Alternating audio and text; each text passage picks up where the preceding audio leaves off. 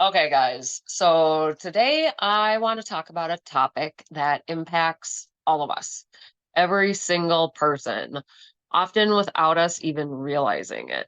So, talking about limiting beliefs, those sneaky little thoughts that hold us back from reaching our full potential. In this brief talk, we're going to explore what limiting beliefs are and how they manifest in our lives, where they come from, and importantly, how to identify them so we can get rid of them because we don't want limiting beliefs in our life. They are awful. So, defining limiting beliefs. First things first, what exactly is a limiting belief? So, those are those pesky little deeply ingrained convictions and assumptions that we hold on to about ourselves that make us feel like we are not worthy. It makes us socially influenced and just childhood memories and all those things that are like in our mind that make us feel terrible. Because I mean, there are going to be like things that you're telling yourself that I grew up poor, so I'll never have money. And they just shape our perceptions and decisions and ultimately the reality that we live. So, manifesting the limiting beliefs. Limiting beliefs manifest in various areas of our lives, often sabotaging our efforts without even realizing it. Like sometimes the things that are deeply ingrained in us, we don't even realize that that is having an impact on our lives. So these beliefs create barriers that are hidden within like our personality and professional growth, keeping us stuck in the comfort zones. So we don't want that. Like we're trying to get away from our comfort zone, right? Yes.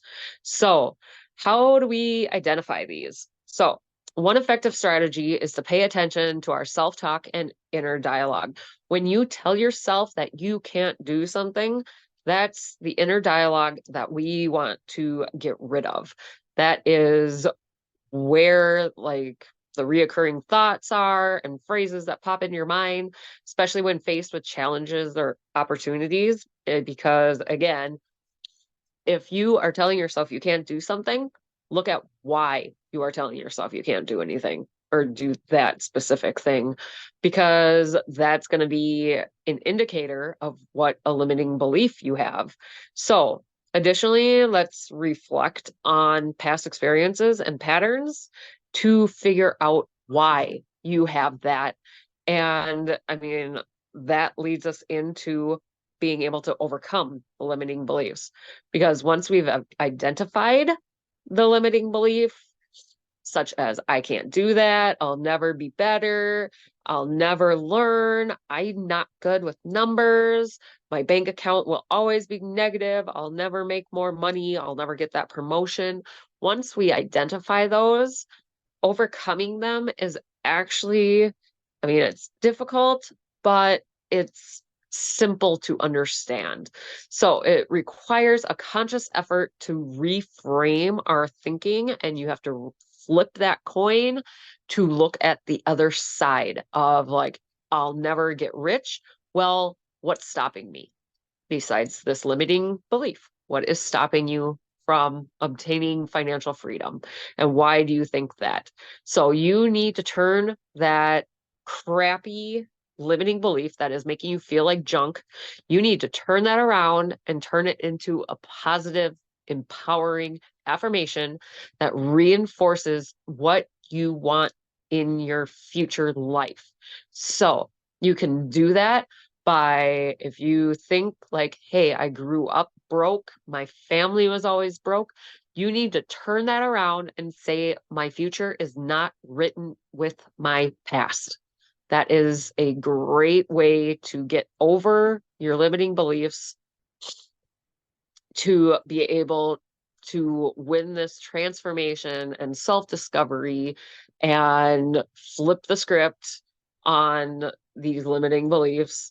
And you alone with God have the power to realize your true potential. God has put in you this overwhelming just knowledge that you need to tap into, and it's all up here. We need to sort through the shitty stuff in there and get to the wonderful things that God has for you because they are there. Jeremiah 29:11. Know that He has a plan for you. He would not put stuff on your heart and in your head, in your mind's eye, that would not come true. And you need to create the true desire that you know you have and that God has put on you. And just know that He will always be there for you. And these limiting beliefs don't have to continue. And with that, I will see you in the next episode.